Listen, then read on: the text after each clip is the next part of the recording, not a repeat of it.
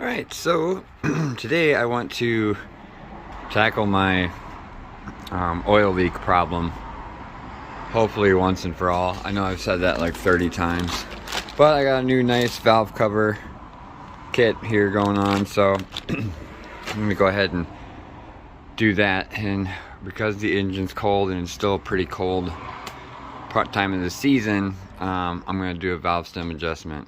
In order to do that, I'm going to need a little bit more room. So I'm going to back the car out and get it up off the ground so I can get the tire off so it's easier to spin, etc, etc. So valve stem adjustment and valve cover gasket replacement today.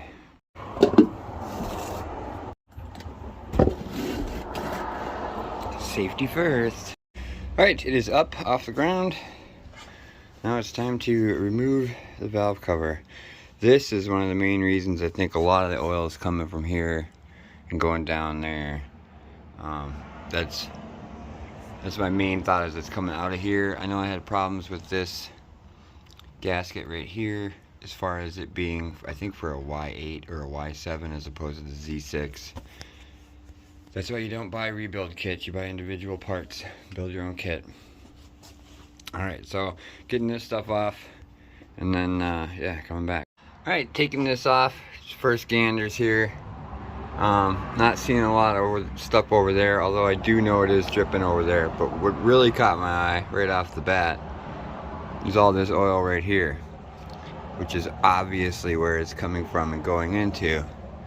Looking at the inside of the belt there, it looks pretty dry, so it means, seeing right here as well, it's pretty dry. So that means I managed to keep it out of there. So whatever's coming out of here is definitely coming from right here and going down yonder. So first things first, I guess I'm gonna clean this guy up a little bit and yeah, take a peek what's going on. Probably pull the distributor off so I can crank it easier, etc. Get it ready. You guys can't really see all that good. Doesn't really want to focus for me. But down in there is a piston head, and they all look pretty good. That one's got a little bit of carbon on it. Still see the writing. See that one? Looks pretty good, pretty clear. Hardly any carbon. This guy's, it's down there, but hardly any carbon on that one either. Looking pretty good. Happy with the condition of the pistons. There's not a lot of oil in there. In fact, there's no oil sitting in there, no water sitting in there, so that means my rings are holding good. I was thinking about doing a compression check. I don't really feel like I need to. My wells are pretty good and dry. Nothing coming out. Nothing crazy. Nothing on these guys. My spark plugs all look pretty normal. Nothing jumping out at me as any kind of major anything. I did get this guy cleaned up pretty good. See, there's a couple little scratches there, but not on the edge. As I'm going through, I didn't clean it up as much over here. I did get a little bit of the gunk, the goo off using my plastic razor blade. And I've also been using this German fiberglass pen, which is very, very nice at cleaning things. Very gently, and just leaves a little powder and you just wipe it off. It's been sticking really well to the oil, so that's been really helpful. As far as cleaning this part up, you can see it's pretty shiny right here as opposed to over here it's all dirty and grimy. I'm going to keep cleaning this off. I just wanted to quickly film the inside of these and put the rest that those are good still. I am going to go around and retorque the head nuts or head bolts again. Just because I'm in here, might as well make sure they're still snug, right? Alright, this guy was good. Moved on to this one. That one was pretty darn tight. I was not a fan of how tight that was. Couldn't get my 10 through there. So I went ahead and backed it out a little bit, and now it feels perfect. Back in the intake's good, exhaust is good. Moving on to 4 and then back to 2.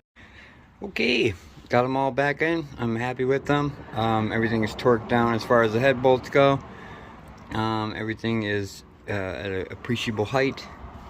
Here I got a little oil on my timing belt because I was down here scrubbing over here, and then I got some on the inside of my sleeve, and I came over here and So I got a little oil on now to get that off. But the inside of that looks pretty darn dry down there, which I'm very happy about.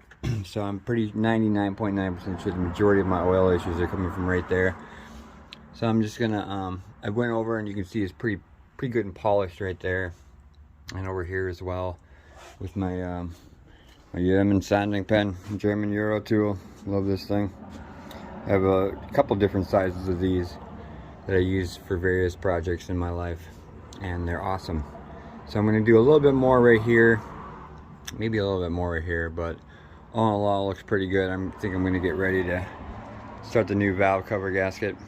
Alright, so I put a little bit more on there, nice and thin. There is a little bit of a gouge there, so I put it on a little thick.